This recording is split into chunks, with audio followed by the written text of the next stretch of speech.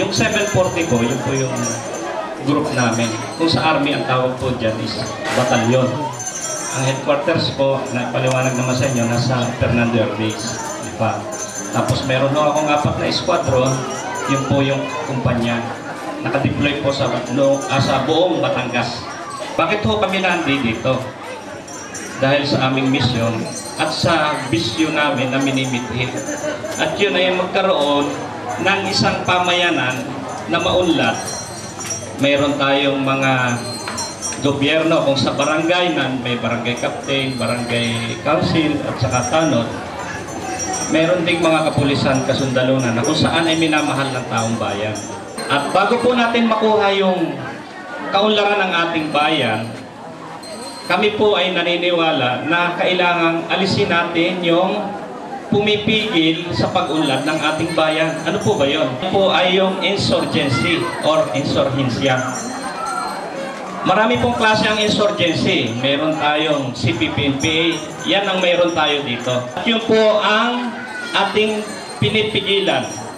Sa ginagawa natin ay hindi lang upang sugpuin ang CPP-NPA, kundi para may iwas kayo, ma-prevent natin. Sabi nga, mas maganda raw yung prevention kaysa mag-cure. Ngayon, kung wala tayo, kaya natin tinatalakayan para hindi tayo magkaroon dito. Ang kabataan po, dapat yan ay ipiniprepare ng isang magulang sa magandang bukas. Hindi yung bata pa lang ginagawa ng rebelde. Diyan po ipinakikita natin yung mga paglabag sa batas na ginawa ng CPP-NPA. Nang sa ganon, malaman ninyo kung paano tayo nililinlang yung mga kababayan natin. Kasi ang CPP-NPA ay naniniwala sa pagbabago sa pamamagitan ng madugong pakikibaka. At yan ay sa pamamagitan ng dahas. Kaya kung makita nyo kanina, kahit yung mga kabataan lang, ay ginagamit na nila. Kasi kailangan nila ang isang malawakang, madugong pakikidigma na yan ay ating iniiwasan. Kaya kami na andito sa harap ninyo, hindi lang para maghanap ng...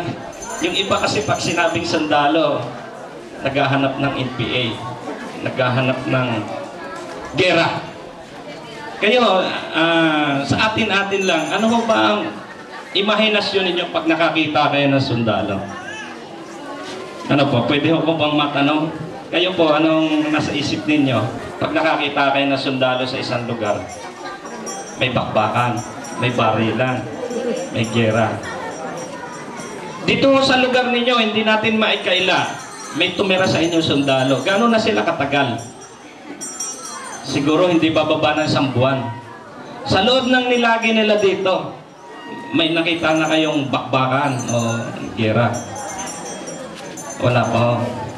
Kasi ang atin hong kasundaluhan ay hindi bakbakan ang hinahanap. Ang hinahanap po ng ating kasundaluhan ay ang mapagsilbihan ang ating mamamayan. Gagamitin lang natin yung bakbakan o pakikipagbarilan kung kinakailangan.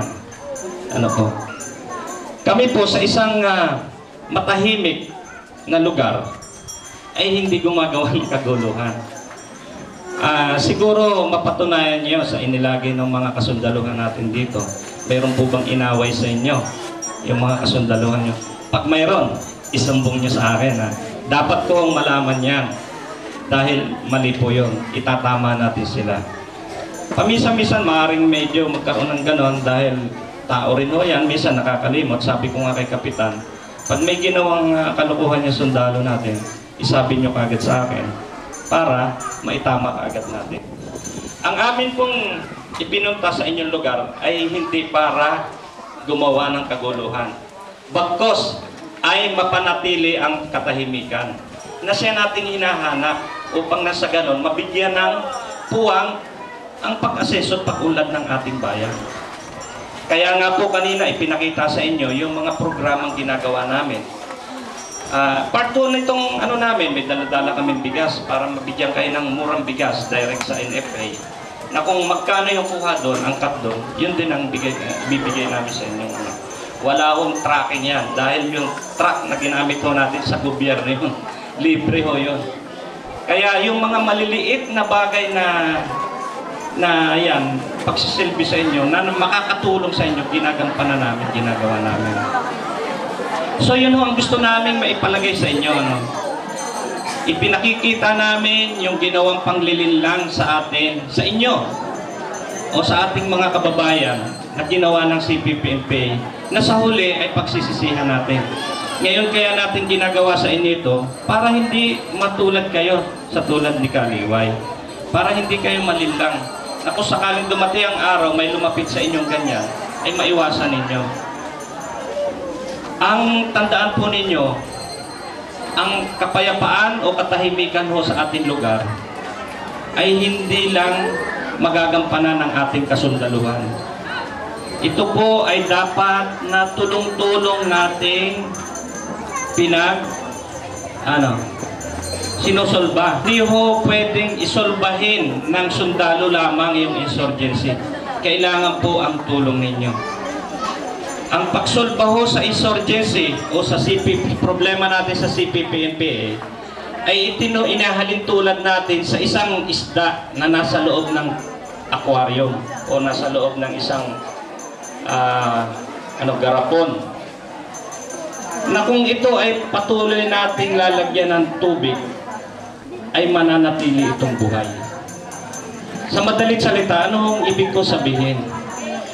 Tanggihan po natin sila. Huwag natin silang tulungan. Bagkos ay payuhan natin na mali ang tinatahak nilang daan. Dahil sila ay biktima na. Kaya sila sumapit. Iyon po ang kailangan namin sa inyo. Na iparating sa kanila na sila ay biktima. Huwag tayong matakot magsalita na ayaw na natin sa kanila. May magagawa po ba sila kung ayaw natin sa kanila? Wala po kaming personal na galit sa kanila.